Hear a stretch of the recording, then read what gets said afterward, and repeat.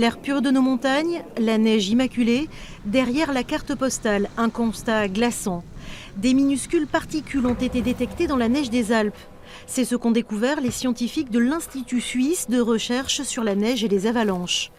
10 tonnes de plastique sont mises en circulation chaque seconde.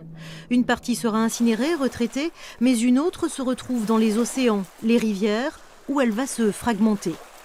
Il y a différents mécanismes de fragmentation et de dispersion des particules plastiques. En mer notamment, on a des phénomènes mécaniques comme l'action des vagues qui broient les déchets plastiques, les bouteilles, les sacs plastiques, etc., etc. Il y a les ultraviolets, il y a l'eau, il y a l'humidité. Donc il y a toute une série de facteurs qui font que les plastiques vont se fragmenter en petites particules de plus en plus fines.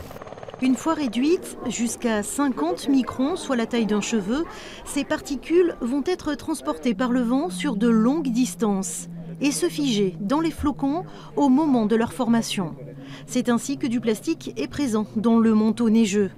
Mais les glaciers alpins ne sont pas les seuls à subir cette invasion de microplastiques. La banquise porte elle aussi des traces de cette pollution. En creusant la banquise, on a pris des échantillons de glace sur plusieurs époques, depuis qu'il existe une calotte glaciaire ici.